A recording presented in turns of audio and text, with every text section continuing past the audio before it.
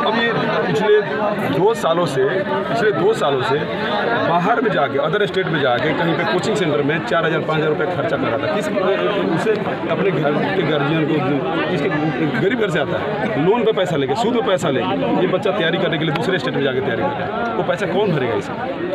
जो बच्चे 52 बच्चे आज की डेट में आप देख सकते हैं, 52 बच्चों ने साइड कर दिया। लेकिन मैं तो आपके माध्यम से बच्चों से रिक्वेस्ट करना चाहता हूँ कि बच्चे, आपकी ज़िंदगी में बहुत कुछ आगे बाकी है, आप ये कदम ना उठाएं।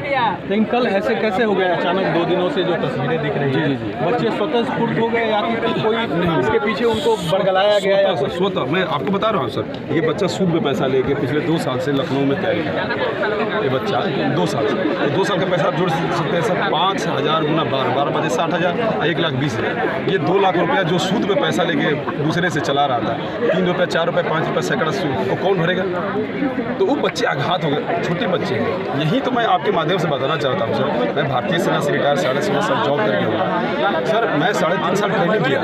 फर्स्टली हम टेक्निकल से गए थे तो 3.5 साल ट्रेनिंग की, लेकिन जब हम ट्रेनिंग करके जब वहाँ से निकले तो हमें यूनिट को समझने में 5 साल लगे। हमारे हथियार को, हमारे इक्विपमेंट को, मैं टेक्निकल से था तो हमारे पास इक्विपमेंट ज़्यादा थे, कंप्यूटर को, जो सिस्टम वहाँ लगा था उसको समझते 5 साल, अपने सीनियर को समझने में, अपने यूनिट को समझने में, अपने बटालियन को समझने में, अपने सेक्शन को समझने में मुझे 5 साल लग गए। तो आप इन 4 सालों में कैसे समझाएं? मैं आपके माध्यम से एक छोटा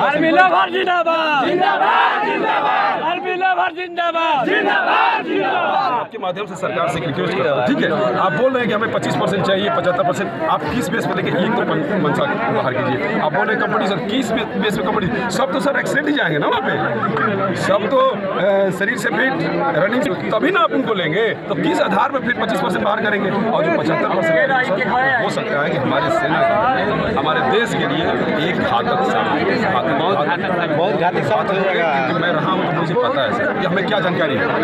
आज मेरे पास जो जानकारी आपको है सबसे लगा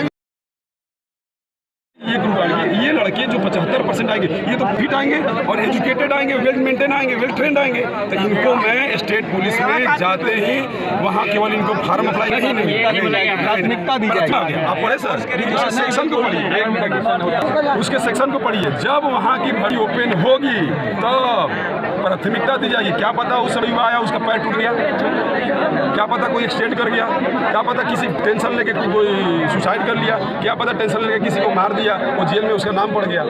आप उसको प्रियोरिटी ऐसे नहीं, आप उसको एक पैरा, संविधान में एक पैरा लगाइए, सुप्रीम कोर्ट का एक आदेश लगाइए, राष्ट्रपति का एक आदेश लगाइए। बच्चा जिस दिन बाहर होगा 1 महीने के अंदर जो उनको 25% को आप रिकॉल पर बुला रहे हैं, 75% को स्टेट गवर्नमेंट नहीं तो CAPF में आप भर्ती देंगे। इसका एक प्रूफ होना चाहिए, सरकार बिल्कुल वो मांग है। और बड़ी संख्या में बच्चे हैं जो लगातार यहाँ पर